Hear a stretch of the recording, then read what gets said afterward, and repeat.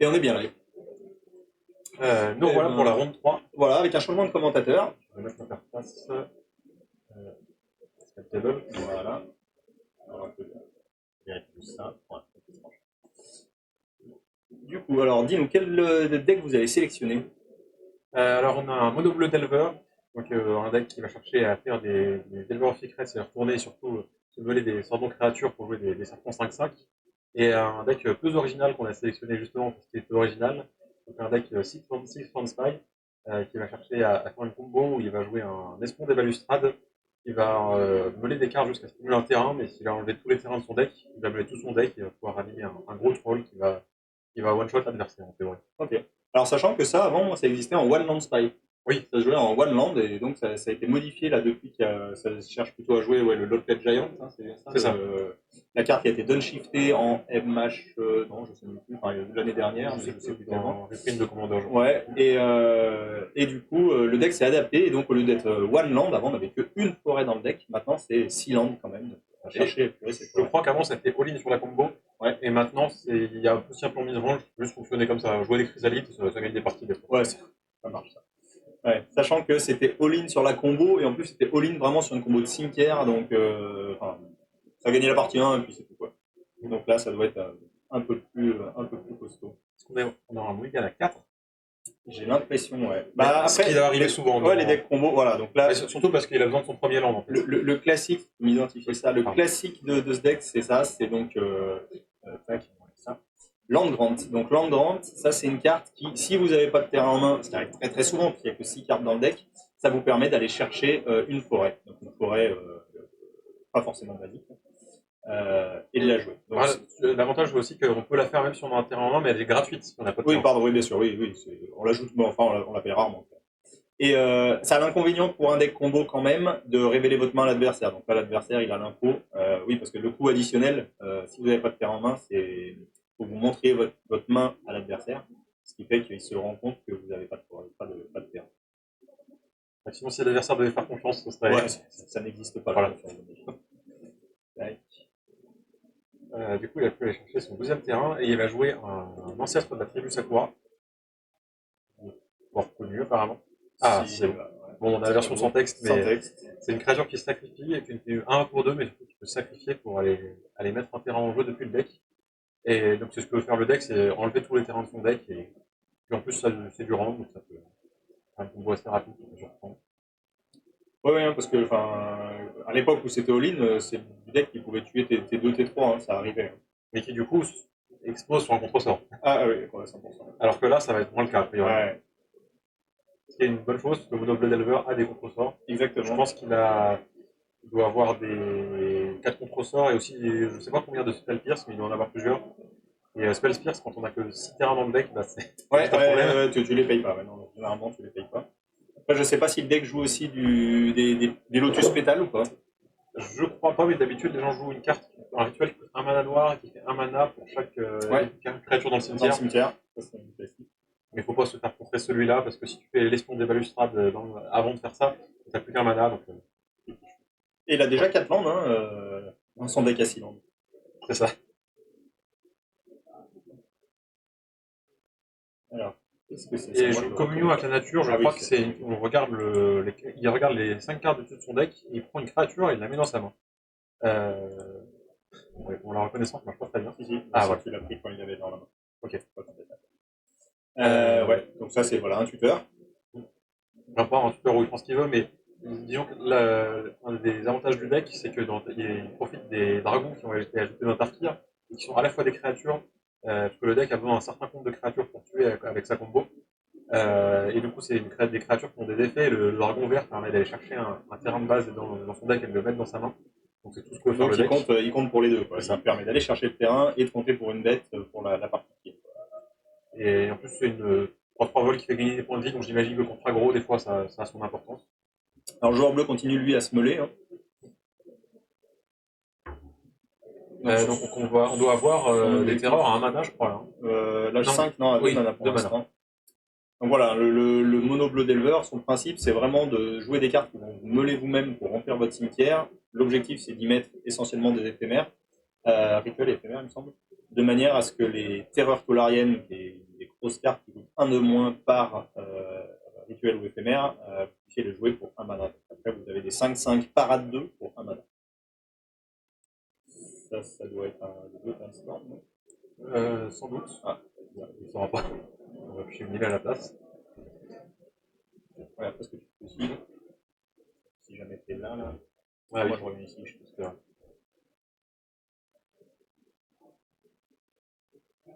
Cinquième land. Et donc, on va recycler un ent pour vider le deck de ce terrain. Et une fois que le deck est à 6 terrains, il peut aussi juste jouer des ailes, jouer des chrysalides s'il a peur de prendre contre-fort sur sa combo. Sur sa combo, ouais. Il a des grosses dettes. Ça un ent, ça tue en 4 tours, et en plus ça bloque les serpents, donc ça met une sacrée. Voilà, ça bloque tout le deck mono bleu en fait. Ouais, parce que ça a le reach, donc même les delvers ne passent plus. Après, sur une partie très longue, je sais pas qui gagne entre les deux.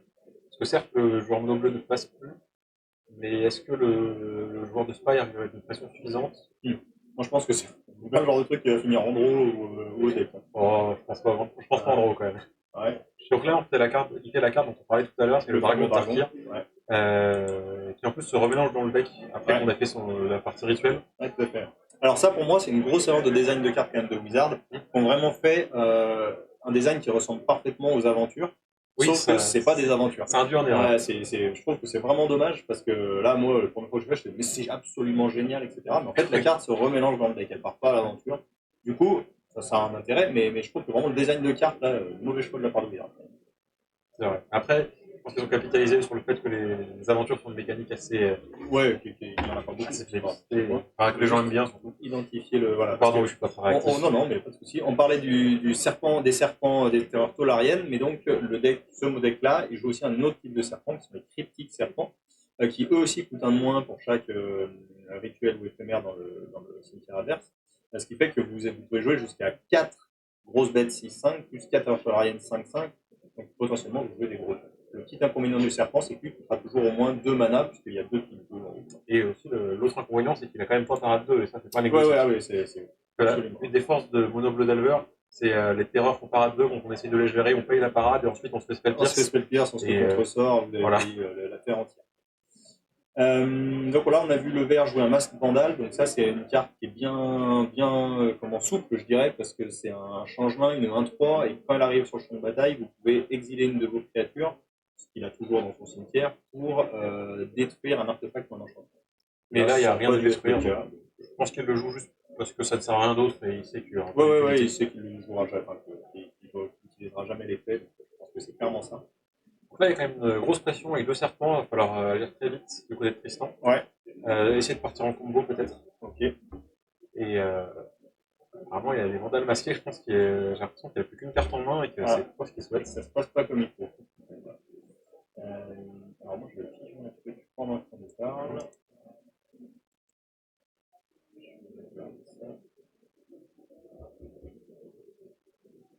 On a un 3e serpent, plus du côté du joueur mono bleu.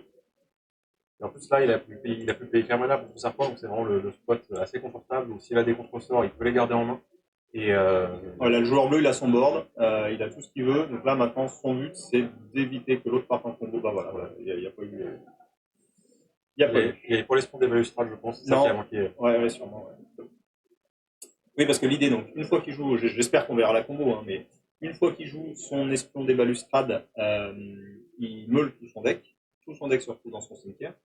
À ce moment-là, gratuitement, ou non pour du mana quand même, il crée des créatures à partir de cartes de son cimetière. Ça dépend des listes, mais des fois c'est gratuitement. Ouais, c'est ça. Donc il exile des cartes de son cimetière qui en échange lui mettent une petite 1-1 ou une bricole sur le champ de bataille. Et ensuite, il utilise ces créatures-là pour flashbacker un retour de l'effroi. Bah, d'ailleurs, on va pouvoir.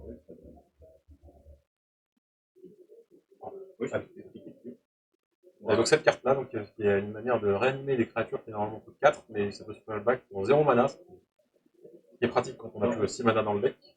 On peut peut-être en profiter pour regarder la decklist. La decklist un peu dans les détails, alors elle n'est pas très grande, on va arriver à la voir. Donc on voit qu'elle est quand même vraiment basée. Il y a un gros compte de créatures, hein, donc on a dit 35 créatures. Les sorceries, c'est essentiellement plutôt de la pioche, de quoi chercher, et on voit effectivement ces 6 landes, c'est quand même incroyable. On voit d'ailleurs s'il veut avoir plus que 6 mana, il peut l'avoir avec les spawns des chrysalides et des Malevolent Rumble. Ouais, tout à fait. Ça peut être une option pour payer les Spell Pierce. Ouais. Et en side, qu'est-ce qu'il va rentrer? A priori, je le vois bien rentrer un Mesmeric Fiend, qui permet d'attaquer la main de l'adversaire. 100%. Je connais pas bien la combo, peut-être les Conjurers Bobble, mais j'avoue que je connais pas assez le deck. Ouais, je sais pas. Les Féeries Macabres, c'est pareil, vous avez beau enlever une carte du cimetière. Je crois que ça en enlève 2, mais c'est un peu léger. Ouais, c'est léger, ouais. Pour le front de Cellar, ça paraît un peu gentil.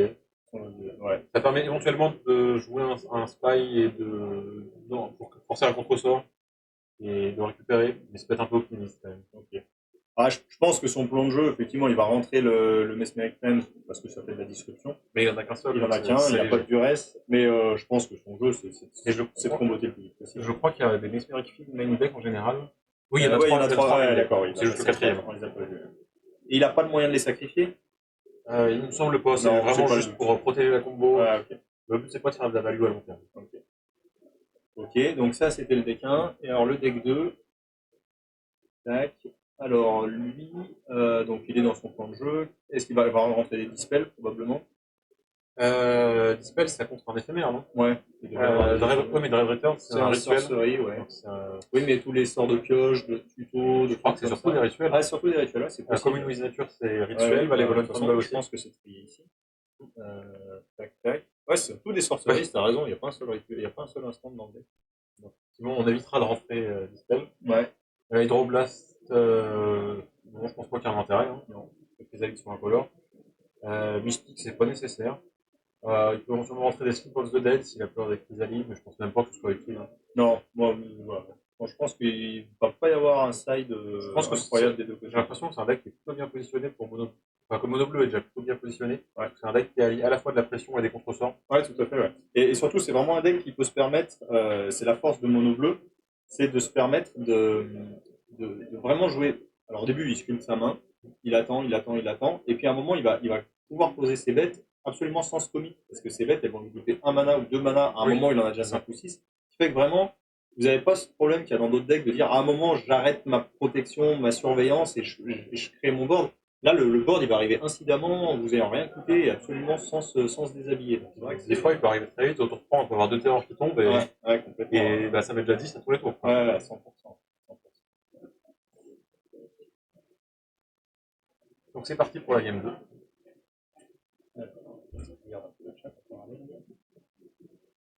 Donc j'imagine que Tristan espère ne pas mulligan à 4 cette fois quand même si le deck mulligan beaucoup, parce que en fait il a beaucoup de moyens de chercher ses terrains, mais il a beaucoup de recyclage de terrains de base qui coûte un mana, et bah, pour les recycler, du coup il faut avoir le premier terrain. Il faut soit avoir un de ces 6 terrains, soit un land grant. Et du coup ça lui fait 10 sources je pense, et je crois que c'est à peu près tout ce qu'il y a. Ouais, puisqu'on a vu qu'il ne jouait pas de Lotus Pétale. Oui.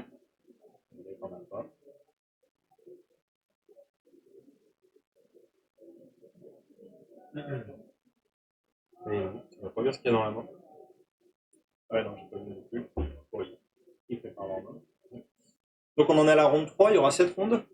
7 rondes, puisque 80 joueurs, donc 80 joueurs, ouais, pour avoir une ronde suisse complète, c'est 7 rondes. Et derrière, ouais, les 8 meilleurs joueurs vont continuer à s'affronter avec un top 8 seedé, on appelle ça. Donc, le premier va affronter le 8e, le deuxième, le 7e, etc. Et là, ce sera toujours le premier à jouer. Et voilà, et oui, effectivement. Mieux vous êtes placé, plus c'est toujours vous qui commencerez, qui gagnez le toss. Vous pouvez choisir de jouer en deuxième, évidemment. Donc on a Tristan qui a son premier terrain et qui recycle un troll. Super.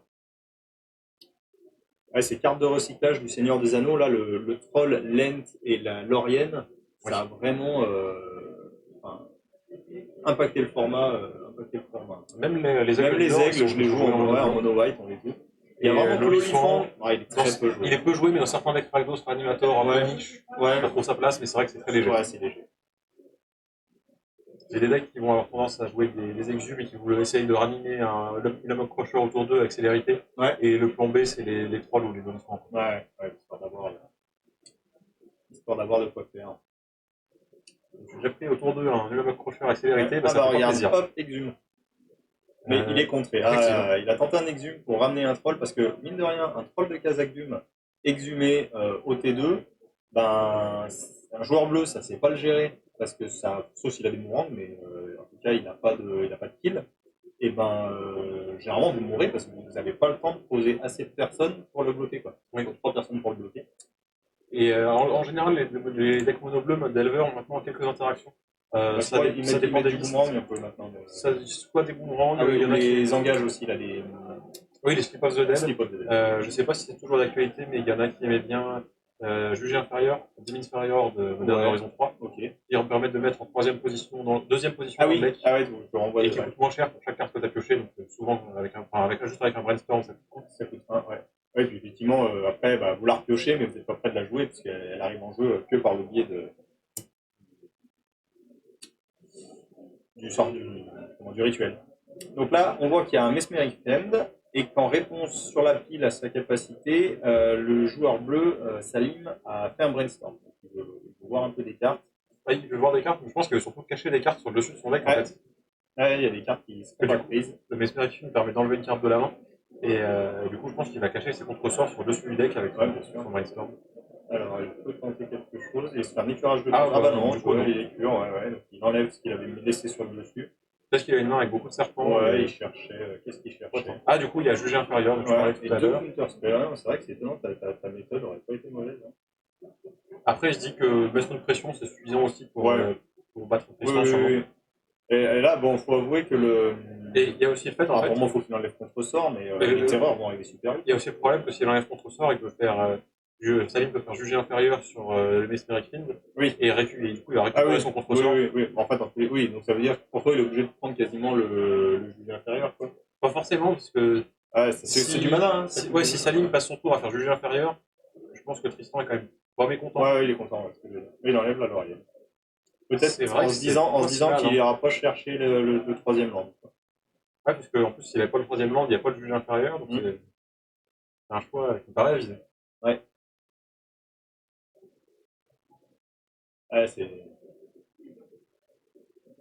On espère que l'adversaire top deck pas son land dans ces cas-là, effectivement. Après, l'adversaire les pose tout de suite, on verra. Ouais, en tout cas, puis les terreurs la terreur est en jeu, c'est encore gérable, mais il va pas falloir. Après, ça, du coup, il le voyait venir s'il avait laissé terreur, il savait que ça allait arriver. Ouais, que ça allait arriver, il sait qu'elle est là. Mais au moins, avec la Laurienne en moins, il s'assure que la terreur coûte toujours 2, et pas son troisième terrain. Ouais. Et puis, même s'il n'a pas enlevé le contre-sort, il a l'information qu'il est là, et quand tu parles en combo, c'est important quand même. Ah, il y a Tristan qui est un fan sur le chat. Ah. Paul ZTV, encourage Tristan. Ah, Tristan. Ah, faut dire que c'est du. Bon, après, l'avantage aussi du deck, on voit bien, il vient de rejouer son Sakura Tribelder. Hein. Ouais. Et ça, typiquement, c'est un bloqueur. Donc, tu gagnes un tour, tu gagnes 5 points de vie avec un truc comme ça. C'est du rang, c'est mine de rien. Oui, bien sûr, mais c'est le but, mais. C'est le vrai problème de mono bleu, je trouve, dans le contexte actuel. C'est qu'il y a un peu trop de trucs qui. Alors bon, là, c'est pas le cas, mais typiquement les chrysalides, les Malevolent Rumble, tout ça, ça vous laisse du sion derrière. Et le bleu, je trouve qu'il a énormément de mal à contacter. Et je trouve que Chrysalide, c'est vraiment une carte qui a fait beaucoup de mal à tous les decks terreur. Oui, parce que les variantes. Vous jouez 2 chrysalides, il y a 4 bloqueurs en jeu. Jamais. En plus, les 4 bloqueurs en question vont mourir, vos chrysalides vont être plus gros que les serpents. Ça va être et puis, le deck mono bleu, il a souvent envie de contrer les sorcières, mais même si c'est contré Chrysalide, ça fait un problème en moins, mais les spawns sont toujours là. Ça reste les spawns.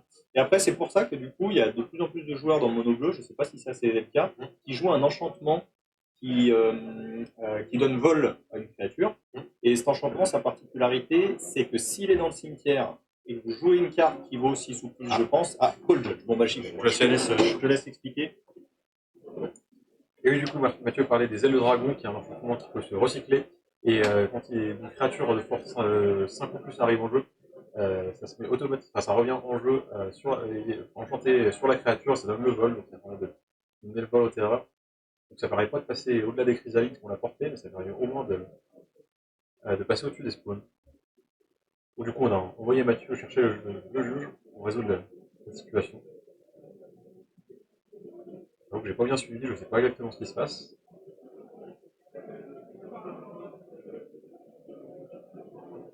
J'imagine que Mathieu nous fournira des explications quand on reviendra.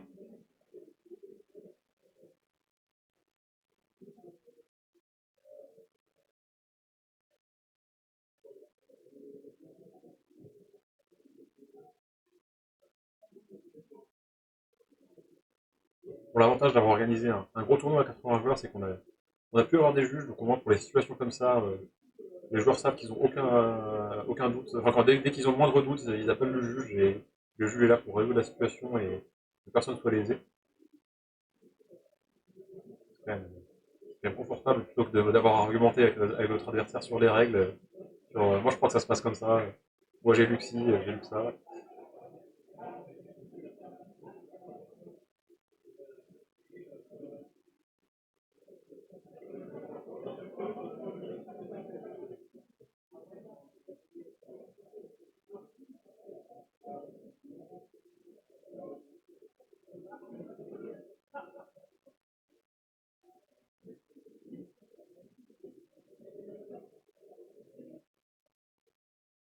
Donc, les cartes en popper sont généralement plus simples que d'autres formats parce qu'elles ont généralement moins de texte, donc au moins ça donne lieu à moins de situations étranges avec des conflits de règles auxquels on n'est pas habitué.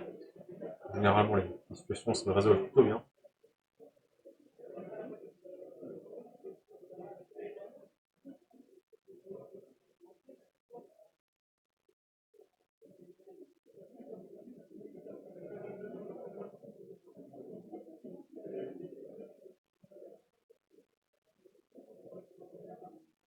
J'ai bien compris quelle était l'origine du litige.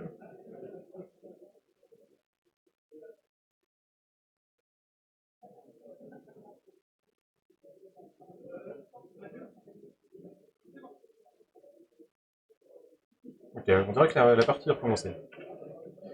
Alors, quel était le problème? Alors, eh ben, c'était rien de très grave, c'est juste que Tristan n'était pas sûr à 100% d'avoir pioché en début de tour. Ah, Donc ils se sont vraiment interrogés, et donc le juge est venu à... Ils ont dû refaire tout le déroulement de la partie, c'est ça? Pas spécialement, ils ont réussi à retrouver à quel tour ils en étaient, Ouais. et ce qui fait qu'il a compté les cartes en comptant une main de départ à 7, plus 3 cartes parce qu'il avait déjà joué 3 tours, enfin 4 tours, mais en tant que premier joueur il avait pioché que 3 cartes, plus les cartes du cimetière de Tristan qui allait chercher des cartes en jeu, Oui. ils ont trouvé le bon compte de cartes, ce qui fait que pour le juge, Tristan avait bien pioché. C'était plus simple que si c'était Salim qui avait oublié, parce qu'avec un cimetière comme ça, savoir ce qui a été meulé, ce qui a été joué. Exactement, ouais, ça fait un peu. Non, là c'était assez jouable. L'avantage, c'est qu'on aurait peut-être pu utiliser le stream si C'est exactement, mais ils ont commencé à dire en point, et puis l'arbitre a dit non, mais moi je vais pouvoir le gérer. Thomas, notre arbitre, qui allait s'en occuper. Du coup, on va continuer à aller chercher les terrains. Ça, on va chercher le 5ème, donc voilà. Et mine de rien, côté mono bleu, il y a quand même 2 terreurs. Heureusement qu'il y a les spawns. Ouais. Les spawns, ils sont arrivés comment ceux-là? Je crois que c'était quand t'es arrivé, donc j'ai pas suivi, mais il me semble que c'est une chrysalide. Une chrysalide qui a été contrée, peut-être. C'est ça. Donc c'est ce qu'on disait, la chrysalide a été contrée, mais les spawns, eux, ils sont là. Ils font quand même soit 2 mana, soit gagner un tour d'attaque, donc 11 points de vie quand même. Là. Ouais, 11 points de vie, c'est pas rien. Qu'est-ce que c'est que cette carte? Ah, il va faire du mana, je crois. Là. Ouais, je pense que ça c'est pour ça. Donc il va faire du mana pour chaque créature dans son cimetière, donc est-ce qu'il essaierait pas peut-être de partir en combo s'il a un autre terrain en main? Peut-être. Les cartes, ça marche pas, je suis pas sûr que... J'essaie de les replacer un peu, mais ils sont pas très disciplinés ces joueurs. Ils se mettent hors zone. Après, faut de la place. Faut leur en vouloir. Pas leur en vouloir, il y a de la pression. Oui, puis ils sont là pour jouer leur partie, parce que pour le stream. Déjà, c'est bien qu'ils acceptent. Je veux dire qu'ils sont pas rémunérés. Ah, ça. Effectivement. Ou alors, je suis pas au courant. Non, ouais. Et nous non plus. On va en parler aussi un week-end. Un week-end en plus. Donc, il a réussi à lander sa chrysalide qui est arrivée avec ses spawns. Ah non, c'était un crawl front de Stellar en fait. Ouais, il récupérait sa chrysalide et il l'a joué derrière. Et malheureusement, j'ai l'impression qu'il a dû sacrifier un spawn pour relancer sa chrysalide, ce qui fait la chrysalide ne sera pas capable de tuer un serpent. Ouais. Je pense même les deux. Parce qu'il y en avait 4 en tout, et il ne reste plus que 2, enfin 1 sur la chrysalide plus 1 qui reste. Oui, t'as raison. Ouais, il a dû payer les deux. Et je sais pas juste pas ce qu'il a fait du mana du spawn qui a été sacrifié. À l'instant, là, ouais, bonne question. Il peut juste bloquer et l'autre les dégâts de l'autre. Ouais. Bah oui, il a 10, c'est ça.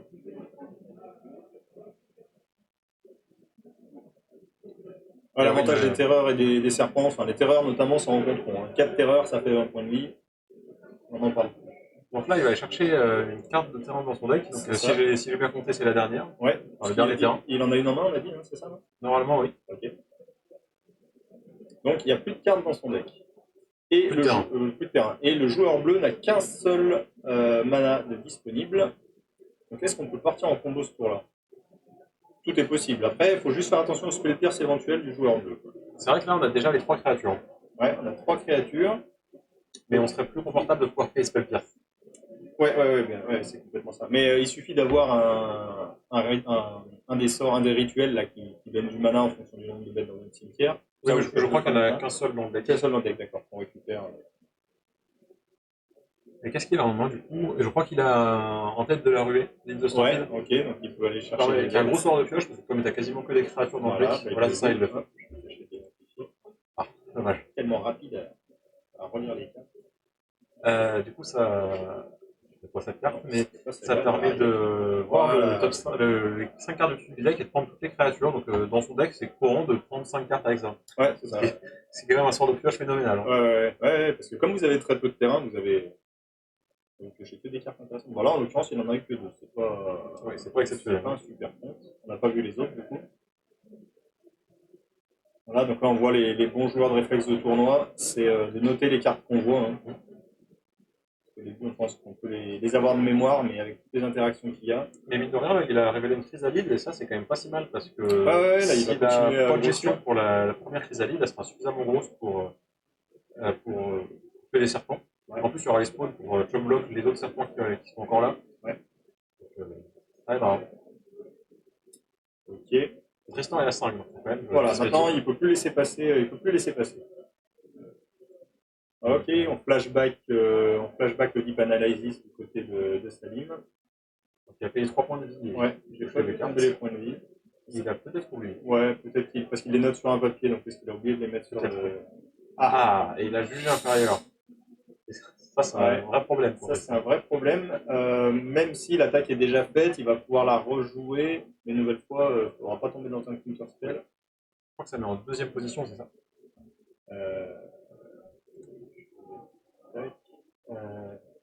Ouais, c'est ça. Ouais. Après, on a dit qu'il en avait une en main. Hein. Oui, donc il peut potentiellement jouer. Ah, mais il l'a mis dessous. Non, il est en train de la mettre dessous. C'est pas le bon endroit. Et c'est peut-être d'avoir sa combo. Ouais. Parce que essayer de rejouer les. Ah non, mais il peut choisir de le mettre dessous. Oui, c'est ça. C'est soit en deuxième position, soit en bas. dessous. Okay. Oui, lui, là, il est en stade où il faut qu'il finisse. Il a bien compris que. Et donc, s'il n'y avait pas eu cette première gestion, il pourrait partir sur un plan chrysalide qui va essayer de stabiliser. Ouais. Mais là, c'est trop risqué parce que sur la moindre interaction, c'est la fin. On est déjà trop bas. Quoi. Alors, est-ce qu'il va avoir trouvé quelque chose ou est-ce que ça va s'arrêter là? Ah, c'est le problème de ces decks combos. Les decks combos de ce genre-là, pour moi, ça peut gagner n'importe quelle partie. Donc presque n'importe qui. La combo tombe au bon moment, c'est pas compté, etc. Donc potentiellement, ça peut gagner n'importe quel match. À mon sens, c'est pas assez stable pour gagner un tournoi. Après, des fois, il faut de la chance pour gagner un tournoi, donc il faut juste beaucoup de chance. Ouais, mais là on dit toujours qu'il faut un peu de chance pour gagner le tournoi. Mais là, je pense qu'il en faut une dose un petit peu supérieure à la moyenne pour aligner. Déjà, bon, attraper un top 8, ce serait déjà fantastique. Hein, mais, parce que pour l'instant, il est quand même bien parti. Globalement, un top 8, ça va se jouer. Je pense qu'avec 2 défaites, on peut encore attraper un top 8. En fonction de son. C'est possible, oui, s'il est bien parti au début. Donc là, il a joué une carte qui est jouée que dans ce deck-là. Ouais. Donc il permet pour la sacrifier, de reprendre une carte de son cimetière et de la mettre dans son deck, puis de piocher une carte. Et l'intérêt de la carte, c'est qu'on va la faire quand on aura meulé tout son deck, pour récupérer du coup la carte qu'on veut. Généralement, la carte qui fait le mana. Oui, j'imagine, oui. Et du coup, si on a plusieurs babioles, on pourra potentiellement récupérer la carte qui fait le mana et d'autres cartes. Et même si on se fait contrer, réactiver ça pour la récupérer. Alors là, on a vu, il a fait un bloc un peu spécial. Il avait commencé par vouloir bloquer avec ses 2 sions. Oui. Et finalement, il a sacrifié son Mesmeric Friends là, qui tenait la Laurienne depuis le début. Et donc ça veut bien dire qu'il veut se garder ce dernier mana parce que là, pour moi, ce tour-là, ça passe ou ça casse. Il y a 2 possibilités, il y a ça, ou alors il a une autre chrysalide en main. Oui, aussi. Oui. Et il grossira. Et comme ça, il a 5 de force. Mais tu rends la Laurienne à l'adversaire. Je suis d'accord que c'est risqué. Ouais. Qu'est-ce qu'on voit dans ça moment? Mais du coup, on avait peut-être mal compté parce qu'il n'a pas joué son 6e terrain, donc a priori. Non, il ne devait pas l'avoir. Ouais. Eh bah oui, il va recycler un end, donc a priori, il va pas faire ça pour rien. Il va le chercher. Après, on connaît pas la main du joueur bleu, là. Bon, on voit qu'il y a 2 contresorts au cimetière. Il y a le contresort qu'on connaissait en début de partie de Mesmeric Ring, mais il a été mis sur la chrysalide. Oui. Et effectivement, c'est pas qu'il y en a d'autres. On n'a pas vu de Spellpierce encore. Si, un. Il me semble que c'en est un, là. Oui, c'était sur c'est Exhume qui s'est Ouais, ah oui, qui a sauvé la partie. Oui, oui, c'est vrai. Ouais, c'est vrai. C'est vrai que ce plan B, il peut passer vachement bien. Parce que franchement, et vous exhumez un troll P2, faut le gérer quand même. En plus, le troll ne se prend pas snap out, ce qui est bien à certains match-up. Ouais. On l'a vu tout à l'heure dans la partie du mono noir, et en face il y avait des snap out, bah, c'est pas la meilleure carte. C'est pas la meilleure carte. Balustrade Spy, c'est parti, on tente la combo. Voilà, je pense que si bleu a quelque chose en main, oui, bien sûr. Voilà, le Balustrade Spy, ça c'est une carte assez unique en poker. Pour 4 mana, ben, vous révélez les cartes de votre deck jusqu'à ce que vous trouviez un land, et vous mettez tout dans le cimetière. Et évidemment, ben, s'il n'y a plus de land, vous me les trouvez. A priori, ça va. Allez. Ah non, ça cherche un contresort. Non, ça cherche un contresort, ou quoi que ce soit. Ouais. Ça pioche. On voit pas ce qui a été pioché. Non. Je crois que c'est une Lorienne, mais je suis pas sûr. Ok. Donc l'avantage du Balustrade Spy, c'est que ça dodge Spellpierce pour le coup, parce que c'est une créature. Oui. Par contre, il n'y a plus. Donc ça y est. Mais là, il vient de meuler tout son deck. C'est un peu dangereux que ça dodge le Spellpierce, parce qu'une fois qu'on a fait Balustrade Spy, si on ne gagne pas tout de suite, on meurt. Ah bah oui, à la prochaine pioche, vous mourrez. Et donc là, par contre, l'inconvénient, c'est que donc là, tout est dans le cimetière. Et ben non, il va pouvoir directement ramener une dernière créature, ramener le plate, et puis ce sera fini. Alors je sais pas quelle créature il compte ramener, mais oui, je pense que c'est le plan. Ouais. Non, mais on n'est pas obligé de passer par le fait de lancer une carte qui fait du mana, etc. Après, pour le côté du joueur bleu, si jamais il y a un contre-sort et qui contre le retour de l'écran, je pense que c'est compliqué chez Tristan. Il n'y a plus de créatures, donc. Alors là, d'ailleurs, ils sont en train de se bluffer l'un l'autre, de se regarder les cimetières pour savoir après, combien de. Peut-être qu'avec la carte qui fait du mana pour chaque créature dans le cimetière, il y a peut-être suffisamment de créatures pour avoir flashback et peut-être deux dans le Red Return. Peut-être. Le problème, c'est qu'il faut la passer, cette carte en question. Or, t'as plus qu'un mana, et bon, bah, si tu tombes dans un spectre, c'est fichu. Donc là, je pense qu'ils sont vraiment en train de jauger justement la bonne solution en fonction de. Bon, je pense qu'il sait qu'il n'y a pas de contre-sort dans la main, parce que sinon, le Balustrade Spy, il aurait été contré. Vu comment le joueur mono bleu a réagi, je pense qu'il aurait été contré. Ouais. Mais je connais pas ce match-up, mais du point de vue du joueur mono bleu, si j'ai un contre-sort, je suis tenté de. Ouais, de le garder pour le final, quoi. C'est ça. Ouais. Après, c'est dangereux parce que si le deck en face a prévu le coup et qu'il y a de quoi ramener 6 bêtes et faire 2 d'un return, un contre-sort, c'est un petit peu.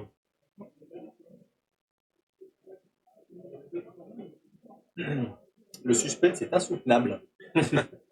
Est-ce qu'on va avoir cette combo? C'est pas ce combo, c'est quand même une chouette combo. Ça. Ah oui.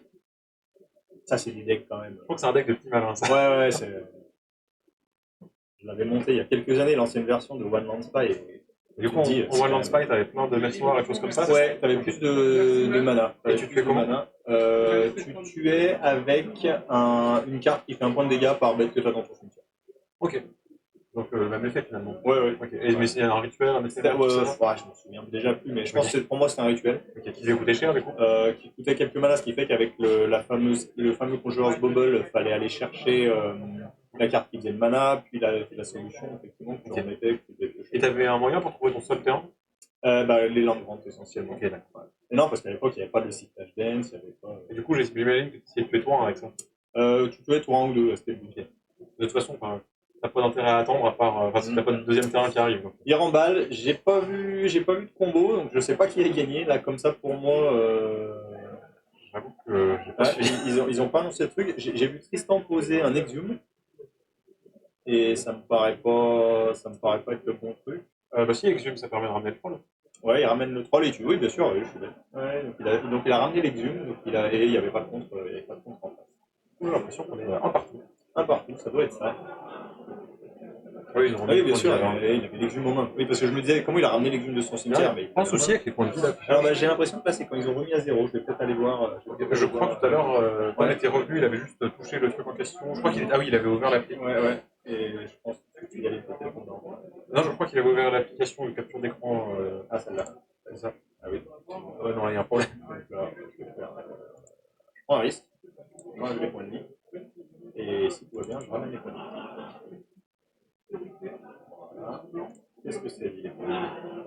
C'est pas mieux. Donc c'est que l'appli est bonne, c'est que ça bug au niveau de l'écran. Bah, je vais corriger l'écran chez les gens. J'espère que c'est pas l'appli quand même. Non, normalement, mais ça c'était déjà arrivé.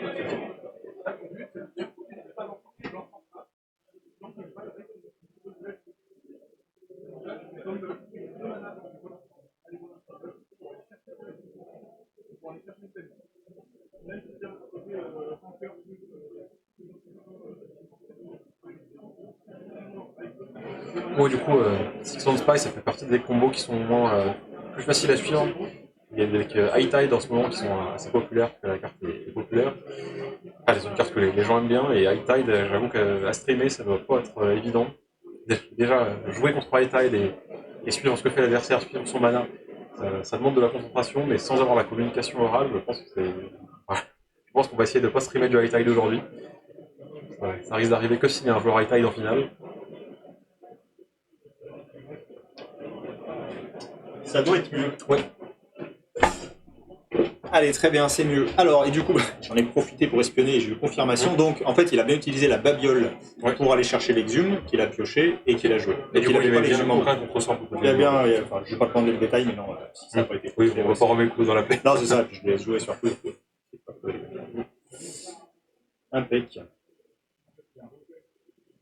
Ouais, c'est bien, c'est propre. Tout se passe bien sur le stream, si on passe pour beaucoup de joueurs, très bon choix quand on a Popper. Oui, c'est vrai. Alors, c'est ce qu'on disait. Hein, le Popper, c'est un format qui est quand même très varié. Oui. C'est pour ça qu'on recommande tous d'y jouer si vous n'y jouez pas. Si vous nous regardez, c'est sûrement que vous y jouez déjà.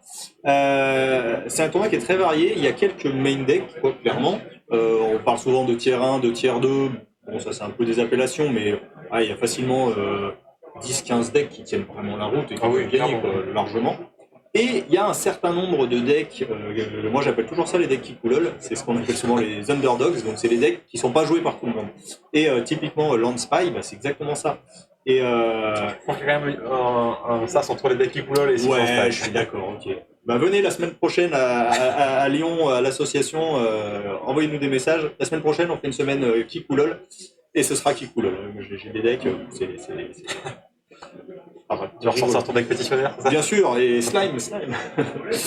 Donc, ouais, je disais, et donc il y a quand même un vrai intérêt à jouer les decks qui ne sont pas les main decks du format, parce que vous prenez les gens par surprise. En fait, les decks principaux du format, ils sont bons, ils sont stables, et on les tune pour se battre contre les autres meilleurs decks du format. Donc ils sont très bons là contre, mais il y a des decks contre qui on n'est pas du tout équipé. Oui. Et il y a aussi le fait de ne pas connaître le deck adverse quand c'est un deck combo. On peut facilement faire surprendre, par exemple. Pour le joueur de mono bleu, j'étais pas certain s'il devait contrer l'espoir des balustrades ou essayer d'attendre qu'il fasse l'espoir des balustrades pour contrer le kill derrière. Et le fait de ne pas savoir ça change. Même quand vous connaissez la combo, sur le principe, je dirais vous connaissez pas les solutions de secours qui sont mises en œuvre, les machins comme ça, donc effectivement c'est des vrais choix. Et moi, un classique du genre, c'est il y a du tronc aussi qui mouline beaucoup, qui fait énormément de choses. Et en fait, tant que vous l'avez pas pris dans les au moins 2-3 fois pour vraiment avoir compris, l'idéal c'est de le jouer soi-même un petit peu pour savoir comment il marche. Mais ils font tellement de trucs que vous savez pas sur quoi interagir. Et si vous interagissez sur la mauvaise carte, ça sert à rien. Tout simplement, vous avez juste perdu votre interaction. Et il y a des moments où il faut vraiment intervenir dans le bon timing. Donc, c'est un petit peu connu, mais les decks sont pas exactement les mêmes. Et des fois, on peut essayer de gérer. Par exemple, si on exile deux Ghostly Flicker, on se dit c'est bon, il ne peut plus rien bounce. Et il se trouve, si ça se trouve, il y en a un troisième dans la decklist. Ils sont tous un peu différents. Et puis, vous voyez poser du tronc, vous allez avoir plutôt du tronc flicker, vous allez avoir le ton vraiment fonderie, vous allez avoir du ton grosse bête. Enfin, on a eu Phil à la première ronde qui jouait Monster Tron. Ah, ok, Monster Tron, voilà, le ton grosse bête, quoi. Ça, c'est quand même fort. Et il avait d'ailleurs perdu au tour 2 contre Killfin, c'était dur quand on joue Tron. Killfin, mais Killfin, ça aussi, c'est. L'avantage de jouer Killfins dans un tournoi, c'est que vous avez le temps d'aller manger, d'aller boire un coup. C'est vrai. Dans un sens ou dans l'autre, d'ailleurs, souvent. Oui, il y a plusieurs decks comme ça, Mono Rouge, je pense que c'est le cas. C'est ça. Et c'est pas seulement le temps d'aller manger, c'est aussi le fait que c'est moins épuisant mentalement sur toute journée. Au bout de cette ronde, vous êtes encore frais, là où le mec qui va jouer Familiar. Donc Familiar, normalement, il va amener toutes ces games au bout de l'heure complète, voire en tour additionnel, et il va essayer de poser la question. Tron, je pense que c'est un peu fatigant. Tron, ça mouline. En fait, vous faites énormément de trucs, mais du coup, à chaque partie, vous avez fait tellement de choses. Le jus de cerveau, il doit sortir par les oreilles, ça doit être quelque chose. Voilà. Mais donc, il y a un vrai intérêt à jouer des underdogs, ne serait-ce que parce que les joueurs, même s'ils connaissent le principe, tu vois, mais tant que t'as pas joué contre, bah, t'as pas joué contre. Et des fois, il y en a qui n'ont pas la réponse. En général, on est satisfait quand on a un deck qu'on aime bien d'amener son petit deck à soi. C'est vrai, sur un gros event, son pet deck, comme on dit. Après, si on perd, si on fait un bon résultat avec le deck, on est encore plus content de.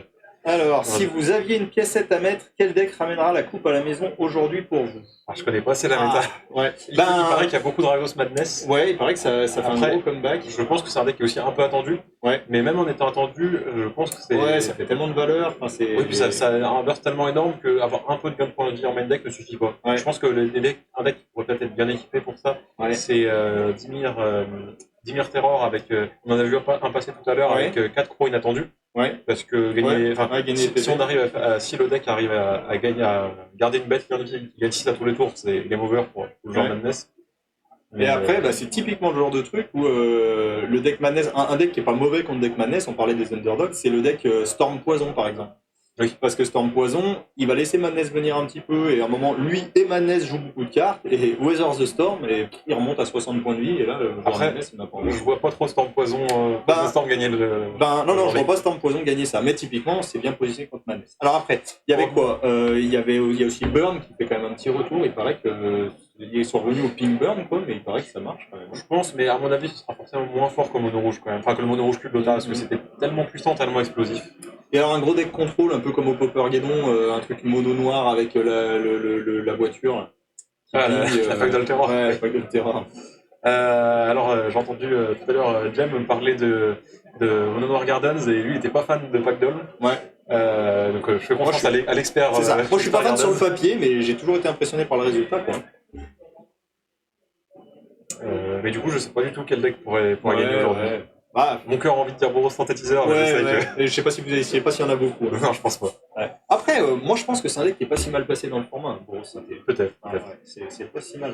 Mais c'est vrai que les bans qui ont eu lieu là, il y a un gros mois là, ont tué, complètement tué Glee Combo, ils ont enlevé le lézard, et qui ont enlevé le Deadly Dispute, donc le noir d'un seul coup. Pioche un petit peu moins bien qu'avant quand même. Il pioche toujours autant, mais il a pas le vachement bien. Ouais, exactement. Et c'est bien parce que tu vois, je m'interrogeais vraiment, je disais, bon, moi ça fait un petit moment, Deadly Dispute, je disais, franchement, ça me paraît fort, c'est un truc à bannir. Mais après, ils avaient sorti tellement de cartes avec des effets un peu similaires, je me disais, mais ça changerait peut-être pas grand chose. Mais en fait, on voit quand même que Deadly Dispute. Le trésor, ouais. Il était vraiment au-dessus des autres. Ça. Les autres, première vue, je suis ils sont bien, mais ils sont fers, quoi. C'est fort quand même. Et sinon, pour revenir à la partie, du coup, on a eu le joueur bleu qui a fait des country en early game. Voilà. Je crois qu'il a fait une note mentale et un brainstorm. Il y a Tristan qui a joué une carte que je m'attendais pas à voir. C'est une 1-2 qui fait gagner 3 points de vie. Donc une carte qu'on a plutôt l'habitude de voir contre mono rouge. Ouais. Ou même contre Madness. J'imagine qu'il la rentre pour faire un chump blocker, juste pour gagner du temps. Il se dit qu'il gagne à la combo et qu'il veut gagner du temps. Oui, de toute façon, à un moment ou à un autre, elle va aller dans le cimetière parce qu'elle aura bloqué un serpent. Donc, oui. Et voilà. Et du coup, il se fait contrer son land grant. Donc il cherchait à aller. Donc là, land grant, c'est un coût additionnel de révéler la main. Ouais. Et du coup, Salim savait qu'il n'y avait pas d'autres terrains et pas d'autres moyens d'aller en chercher. Exactement. Donc c'est fait que du coup, il ne devait plus y avoir grand chose dans la main. Il devait empêcher d'aller chercher le terrain. Non, j'allais dire une bêtise, j'allais dire qu'il pouvait sinon lancer land grant pour ne pas révéler sa main. Mais s'il faisait ça, il se prenait Spell Pierce. Et oui, c'est ça. C'est une catastrophe. Ouais, et puis en plus, on a toujours envie de garder sa main. En fait, des fois, on est dans un cheminement mental, bêtement, où land grant, on le paye jamais, et des fois, on ne penserait pas à le payer avec du mana, quoi. Là, pour Spell Pierce, c'est faut éviter. Oui, là, c'était une réalité. Et du coup, on a eu le troisième terrain, je ne sais pas s'il l'a pioché à la main ou s'il l'avait déjà. Ah oui, ça, on ne sait pas. Donc, il y a déjà la première terreur qui est arrivée. Et en face, il y a un en-tête de la ruée, l'île de Stampede, où il va pouvoir prendre toutes les créatures des 5 premières cartes de son deck. Donc le Sakura et le Balustrade Spy. Donc ça fait à la fois un moyen d'aller chercher des landes en rampant, ce qui est mieux que juste aller chercher. Ouais. Et en plus, la pièce de combo, certes, il n'a pas révélé beaucoup de cartes, mais c'est quand même pas inutile comme carte qu'il récupère. Du coup, je crois qu'il n'a pas pu bloquer avec. Non, parce qu'il avait attaqué avec. Non, je crois qu'il n'avait pas attaqué avec. Il a sé que son adversaire a fait. Il a fait des morts. Oui, pour commencer déjà le. Oui, je pense que c'est aussi parce que ça lui permettait à la terreur de coûter un de moins. Parce qu'il est quand même à 2 terrains. Donc il est bloqué un peu bleu là. Bon, le deuxième serpent est posé. Le joueur qui joue un deck entre guillemets normal à moins de terrain que le joueur qui en joue 6, c'est un peu drôle quand même. Oui, mais après le joueur qui en joue 6, c'est pour ça qu'à l'époque, le One Land Spy, 6, c'est la même chose, mais c'était presque un gimmick, c'était presque pour dire on peut faire un deck avec un seul land, donc on peut faire un deck avec que 6 lands. Mais en vrai, il y a tellement de moyens de les récupérer, de les gérer, etc. Oui, c'est pas si tard. On fait pas Manades, quoi. C'est ça qui est marrant, c'est que tu joues 6 lands, mais t'es pas en Manades. Ok, donc on a trouvé le premier terrain en cyclone Glorienne, pas le troisième terrain. Ok. Ça va peut-être se débloquer un peu. Malheureusement, pour lui, il a mené des contre-sorts aussi. Parce qu'actuellement, avec 2 serpents, je pense qu'il a pas besoin de mettre plus de pression. Il a juste besoin de l'empêcher de faire sa combo. Après, le problème de mono bleu Delver, c'est que ça sculpte pas vraiment sa main. C'est-à-dire souvent bleu, on joue beaucoup des Ponder, des Preordain, et ce genre de cartes-là, le but c'est de faire de la sélection. Or, le mono bleu, lui, il va chercher à piocher, il va chercher à meuler et à piocher, mais en fait, il laisse venir les cartes, quoi. Il n'a pas vraiment de choix dans ce qu'il veut. Il a quand même un peu de sélection avec ses brainstorms et ses. Oui, il y a les brainstorms. Et notre mental. Et je crois que enlever les modes de. Je pense que ça joue aussi les Ponder. Il joue les Ponder, je me demandais parce que je les ai pas vus. Si c'est un deck où tu as vraiment besoin de sélection. Bah ouais, ce que j'allais dire. Parce que là, il faut tu fais des choses très puissantes, mais quand ça ne s'aligne pas bien, c'est nul. Ah là, l'autre jour, si t'as qu'un serpent dans toute la partie, ça va être nul. Ouais, où j'ai joué l'autre jour, le mec, à chaque fois qu'il faisait curage mental, il meulait un land et un serpent. C'est le truc que tu veux pas. Ce que tu veux, c'est meuler de l'éphémère et rituel, quoi. Et à chaque coup, un land, un serpent. Je vais aller leur annoncer ça peut-être. Alors peut-être qu'ils ont eu temps supplémentaire quand l'arbitre est intervenu. Ah oui, d'accord. Je sais pas, on va voir avec l'arbitre. Et surtout comme c'est en table filmée, il y a peut-être eu un peu de temps de setup, etc. On va peut-être demander un peu de temps. Et du coup, il y a quelqu'un dans le chat qui nous suggérait Grul Ponza pour gagner le tournoi. Grul Ponza. C'est vrai que Grul Ponza contre Six Round Price, c'est un argument. Grul Ponza. Alors il y a différents trucs, mais globalement Grul Ponza, le but c'est de casser des landes et de cascade. Et je trouve que les decks cascade, ils sont en perte de vitesse globalement. Moi, ça me paraît pas être un candidat vraiment légit. Je coupe parce qu'on a eu un point intéressant. Il a fait un espion de balustrade, alors qu'il avait que 4 terrains. Et en fait, il a juste voulu meuler des terrains, meuler des cartes jusqu'à meuler un terrain. Je me demande s'il essaie pas juste de. Je pense qu'il a un autre sur le plan chrysalis, tu penses? Non, je pense qu'il a un autre espion en main. Ouais, bien sûr. Mais que du coup, il veut juste enlever les terrains de son deck et que espion fait partie des moyens d'enlever. Récupérer un land. C'est ça. Ok. Oui, donc je disais, pardon, Grul. Pour moi, si le Grul Ponza, c'est le Grul Ponza cascade. Moi, je trouve que les gens sont revenus un peu de cette cascade parce qu'en Pauper, pour mettre en place cette cascade, vous êtes un peu obligé d'avoir beaucoup de petits sorts d'une manière générale. Et ce qui est dommage aussi dans la version cascade, c'est que les hydres d'Unix sont très fortes, mais qu'on n'a pas envie de cascader dans nos ailes. Ouais, c'est ça. On ne veut pas cascader dans un elfe, on ne veut pas cascader dans un enchant de land. Donc... Après, je me dis aussi que la version cascade est sûrement revenue en arrière à cause de la méta très rapide avec les monos rouges et les glis. Oui, c'est vrai qu'elle peut revenir un peu. Je pense que ça s'est ralenti quand même. Parce que du coup, les versions avec 0 cascade, je trouve que la force de Grul Ramp, c'est que ça fait des créatures un peu unfair pour le format. Et du coup, quand tu te retrouves à juste quand tes grosses bêtes, c'est que des 4-4 ou des choses comme ça, ça devient beaucoup plus fair en fait. Le problème de Grul Cascade, on parlait de Grul, Ponza ou Cascade, et on parlait des bons decks. Pour moi, ce qui fait un bon deck de Pauper dans les formats actuels, ce qui fait que Affinity est toujours dans les bons decks du format, le fait que Burn est toujours dans les bons decks du format, le fait que Glee était un très bon deck du format, en fait c'est leur régularité. C'est-à-dire que c'est des decks qui globalement sont très réguliers. Alors que Grul Ponza ou Cascade, moi chaque fois j'appelle plutôt ça des decks cascades, des fois vous allez cascader le dinosaure dans le boarding party, dans la verte qui fait l'initiative là. Et là, c'est la fête, je veux dire, vous êtes posé ça n'arrive pas tout le temps. Et le coup d'après, vous faites dinosaure dans Elfe de la Charmille, et là, ça tombe à plat, quoi. Vous avez un dino, il est gros, mais c'est qu'un gros dino. Et pour revenir à la partie, du coup, ça s'accélère un petit peu, donc on voit qu'ils ont mis un deck pour le premier tour additionnel. J'ai l'impression que Tristan n'est pas très bien, parce qu'il s'est fait gérer son espion de balustrade qui servait juste comme bloqueur. Mais du coup, là, il est obligé de mettre un Vandal masqué pour bloquer. C'est ça. Donc là, s'il y a une interaction côté Salim, Tristan a perdu. Et en plus, j'ai l'impression qu'il a meulé un terrain et qu'il y en a 4 en jeu, mais qu'il lui en manque plus un. Ça y est, l'interaction. C'est terminé. Et du coup, il enlève le bloqueur. Peut-être quelque chose. Il vérifie sa main, peut-être. Je cherche des idées. Est-ce qu'il a des trucs dans son cimetière qui peuvent revenir en... Il y a un géant de l'autre en main. Ouais, mais il ne peut pas le jouer. Oui, j'ai une carte morte. Alors, Babiole, qu'est-ce qu'il va ramener? Il essaie juste de trouver une solution, peut-être un removal ou quelque chose. Non, je pense que c'est... Parce que je crois que la Babiole remet en dessous du deck, donc il va juste piocher une carte. C'est la solution du désespoir, tu sais que t'as perdu, tu tentes. Allez, a priori, cette c'est fois, perdu. C'est perdu. Très bien. Et donc, on a, Non, c'est de l'autre côté. On a une victoire du joueur mono bleu. Ouais, bravo Bravo à à lui. Sabine. Ouais, c'est très bien. Bah, mono bleu, c'est un bon deck. Hein. C'est stable. C'est stable aussi. Après, c'est un deck. Comme je disais tout à l'heure, ça a l'avantage de mettre à la fois de la pression et avoir des contre-sorts.